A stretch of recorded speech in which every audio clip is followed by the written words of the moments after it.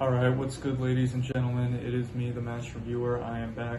I took a break yesterday. Not a break, but I didn't have anything to review yesterday. But today I watched Casino Royale. I rewatched it. This is going to be the first review of a movie that I rewatched.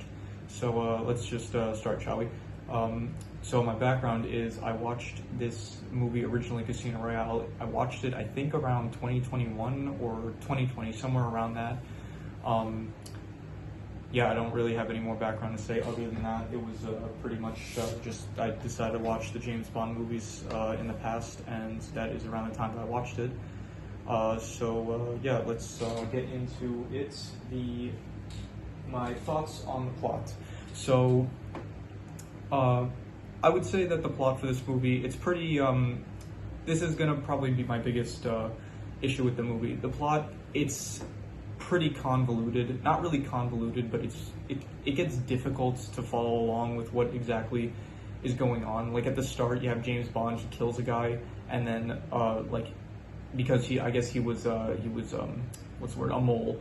So he has to kill the guy, and then immediately after, he's like going after some Ugandan bomb maker, and then he kills him, and then he uses and then afterwards he goes to I don't know, he joins like a poker game, and then he ends up like taking some dude's like all his money and like his car, and then he bangs his wife and stuff, and then he follows the dude to Miami to like get information on another guy that's like planning to commit a terrorist attack. So it's like all this stuff, it gets a bit hard to follow with the plot.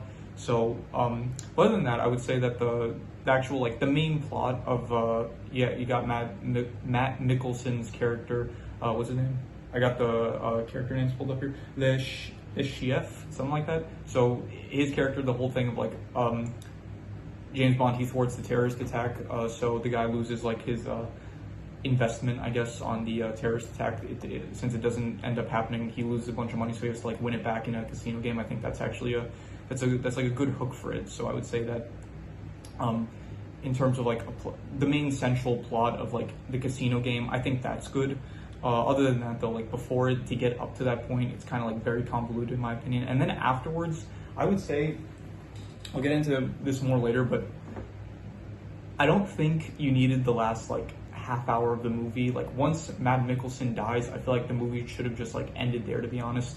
But afterwards, you have like this whole continuation where it's like James Bond, he's like, I'm gonna retire, I'm gonna go live with Vesper and be happy, which is like fine, but then you spend like half an hour on that, and it just like it's not as interesting in my opinion as the rest of the movie, and it kind of drags it down a bit for me. So in terms of plot, it's overall I'll give it like a 7 out of 10. It's pretty good, but like I said, there's so much like stuff that like kind of holds it back from being like better. If they like cleaned it up a bit, if they cleaned it up a bit better, then it would have been higher in my opinion. In terms of characters, Daniel Craig, he does a great job of like James Bond. He plays this like very, very stoic, like he doesn't really show a lot of emotions. There's very like few scenes in the movie where it's like you see like a lot of like he's like really like he has ego. He does display a lot of ego, but besides of like genuine raw emotion, like he gets upset at one point where it's like he needs a buy-in. He has Vesper for a buy-in. So at that point he does display emotion. And also at the end when Vesper's like in her death scene, he does a good job there. So in terms of like James Bond as a character though, I would say like he's not really that, I don't know the word, but like he's not one of my favorite like not hitmen, but like, you know, the style of character of like John Wick, I don't know, John McClane, Rambo, like those kind of like 80s, not 80s action hero, but like, you know what I mean, where it's like a hitman or something. Like in terms of those kind of characters, he's not really one of my favorite. But other than that, like he's good, he's fine. Like James Bond, he's a good enough character. Vesper, she's fine. I don't really she's not really anything too great in my opinion. I don't really buy the relationship with like her and James Bond. Like they know each other for like less than a week, and then they just like fall in love. So in terms of that, like the relationship, it doesn't really work for me. Matt Mickelson, what's his name? I have like the names pulled up here, and I'm pretty much just for this guy's name because I cannot remember it at all. Le Chef. I don't know how to say it. It's in French. Le Chef. Matt Mickelson's character, great. I liked it a lot. It was Matt Mickelson. He does a very good job of like playing this character where it's like he's very smart, but at the same time, like he's not like invincible. You do see like the Ugandan like terrorists, they do end up like threatening him, and you can see like he is not like fully in control like he wants to be, I guess.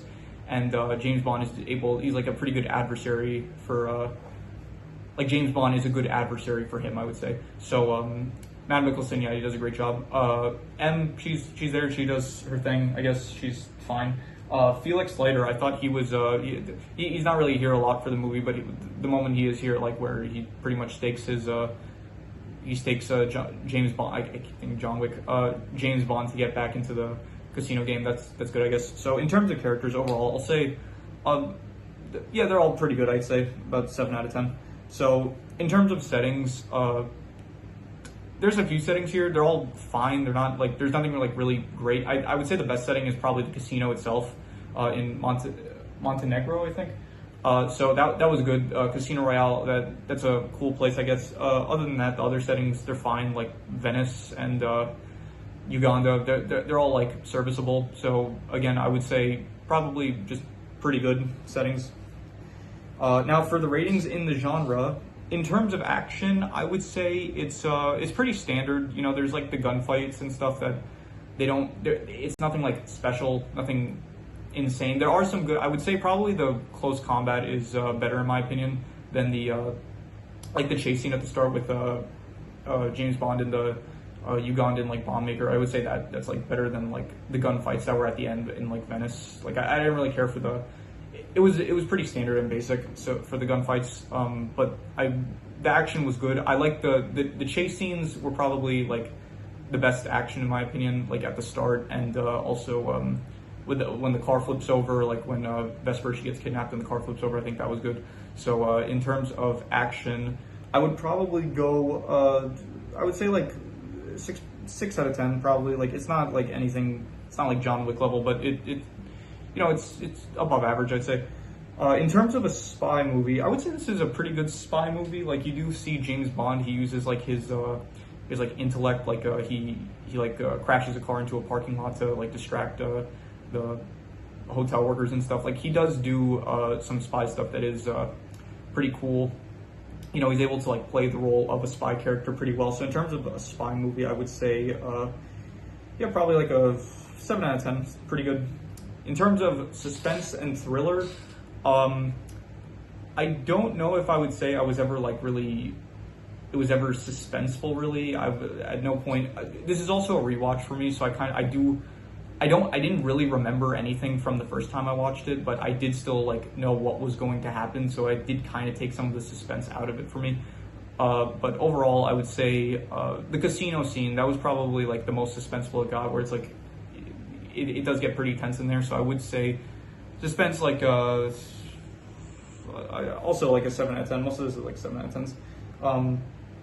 So in terms of the worst part, I would say it is definitely just the plot. It gets a bit too convoluted like at the start, and then also the end. You don't need like the last, I don't know, half hour. Like maybe you do need the end, but just cut it down a bit. Like I get that they needed to like show that Vesper and James, they fall in love, and then like, you know, all the stuff with like her boy, that's another thing, like her boyfriend is like kidnapped, and then she's being blackmailed to get, that's another thing. There's like Matt Mickelson's character is like, he's financing terrorists, and I think he's working with like another organization or something, so it gets like really, just all these details. It's like if they would just like smooth it out, make it more like clear, more easier to follow and comprehend, I would probably rate it much higher in my opinion. So in terms of the worst part, I would say it's probably just like the convolutedness of the plot, and because of that, I would say the convolutedness, I have to put my number ranking here.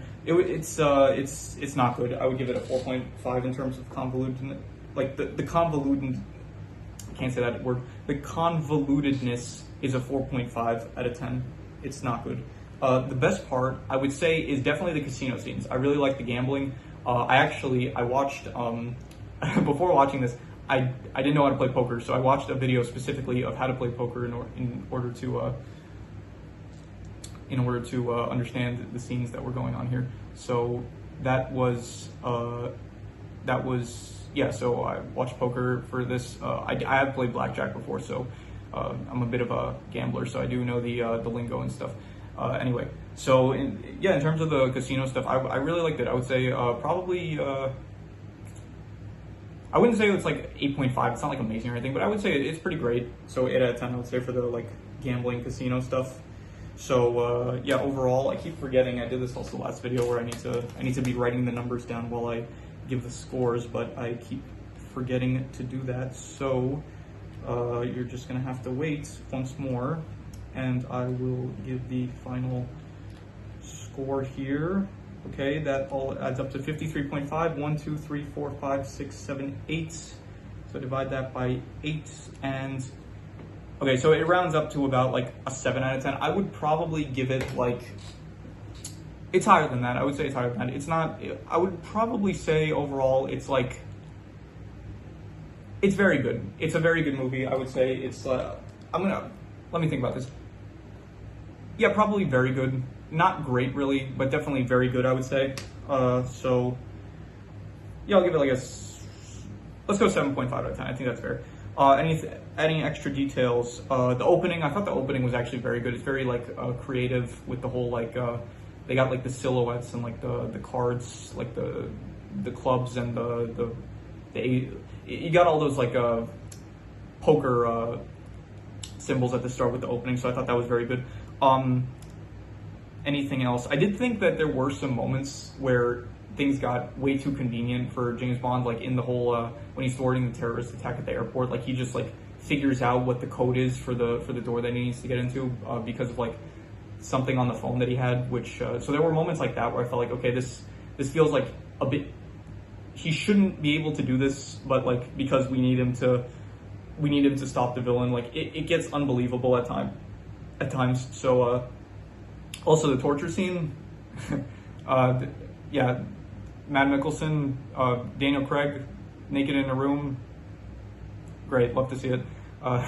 It was like, he cut like a hole under the seat, and then he was like, I don't know what he was doing. He was like whipping his balls, I think. So that was, yeah, I just wanted to point that out. That was something. So yeah, overall, I would say 7.5 out of 10. And yeah, so that's pretty much about it. So if you have any recommendations for any movies or anime or shows that you want me to review, leave it in the comments, and yeah, let's leave it at that.